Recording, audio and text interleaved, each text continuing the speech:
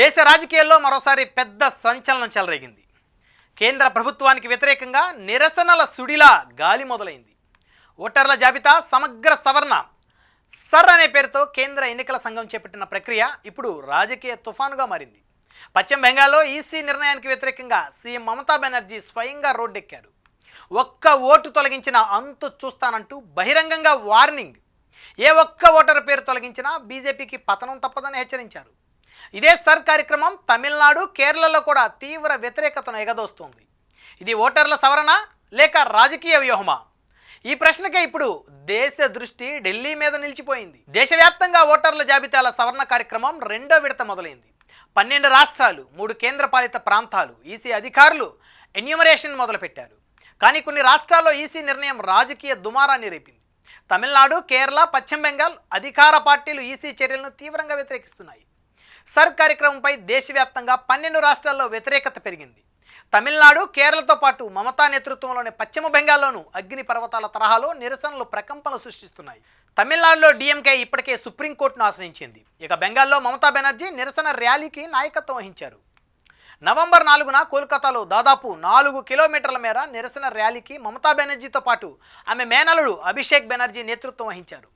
వీధుల నిండా తృణమూల్ జెండాలు. ముఖ్యమంత్రి మమతా బెనర్జీ స్వయంగా రోడ్డెక్కి నిరసనలో పాల్గొన్నారు. ఓటర్ల జాబితా సమగ్ర సవరణ కాదు, ఇది సైలెంట్ రిగ్గింగ్. మోడీ సర్కార్, కేంద్ర ఎన్నికల సంఘం సర్దుబాటు లేకుండా నిశ్శబ్ద రిగ్గింగ్ చేసుకుంటున్నాయని మమత దీదీ ఆరోపణలు గుప్పించారు. అర్హుడైన ఒక్క ఓటరైనా లిస్టు నుంచి తీసేస్తే బీజేపీ పతనం ఖాయమని మమత హెచ్చరించారు. బీహార్ ఎన్నికల ముందు ఓటర్ల సవరణ ప్రక్రియ మొదలైంది. అదే వ్యూహం ఇప్పుడు తమ రాష్ట్రంపై వదిలారని మమతా బెనర్జీ ఆరోపించారు. మమతతో పాటు టీఎంసీ యువనేత అభిషేక్ బెనర్జీ కూడా ఆందోళనలో పాల్గొన్నారు. ఓటర్ల జాబితా సవరణ భయంతో ఇప్పటి వరకు 7 చనిపోయారని ఆయన ఆరోపించారు.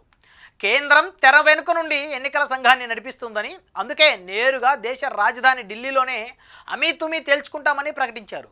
ఢిల్లీలో భారీ నిరసన చేపడతామని, దేశవ్యాప్తంగా ప్రజలు పెద్ద సంఖ్యలో కదిలి రావాలని పిలుపునిచ్చారు. టీఎంసీ అధినేత్రి మమతా బెనర్జీ ఈ ప్రక్రియను మైనార్టీల హక్కులపై దాడిగా, కేంద్రాన్ని రాజకీయ ఉద్దేశాలతోనూ పరీక్షను రాజకీయ ప్రేరణగానూ చెబుతున్నారు. గతంలో ఎన్ఆర్సీని పోల్చి ఈ సర్ కార్యక్రమం వల్ల ప్రజల అధికారం ప్రమాదంలో పడుతుందని ఆందోళన వ్యక్తం చేశారు.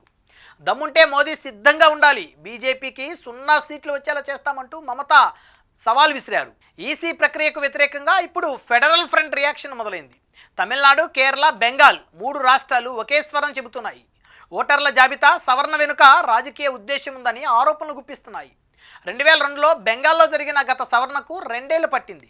కానీ ఈసారి కేవలం నెల రోజుల్లో పూర్తి చేస్తామనడం ప్రశ్నల వర్షం కురిపిస్తోంది.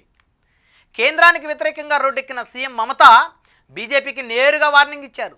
ఒక్క ఓటు తొలగించినా మీ అంతు చూస్తాం. ఈ మాటలు ఇప్పుడు దేశ రాజకీయాల్లో కొత్త హై వోల్టేజ్ లైన్ వేశాయి. సర్ సవరణ లేక సర్ సవాల్? ప్రస్తుతం మమతా అడుగులు దేశ దిశను మార్చగలవా? బెంగాల్ నుంచి ఢిల్లీ వరకు రాజకీయ దుమారం మాత్రం మొదలైంది. రోడ్డెక్కిన సీఎం ఇప్పుడు దేశ దృష్టి అంతా ఆమె మీదే. సర్పై ఈ ఉద్రేకం ఓటర్ల హక్కుల రక్షణ సంఘర్షణగా మారుతోందో లేదా మరో రాజకీయ పోరాటంగా మారుతోందా? రాబోయే రోజుల్లో తేలిపోతుంది.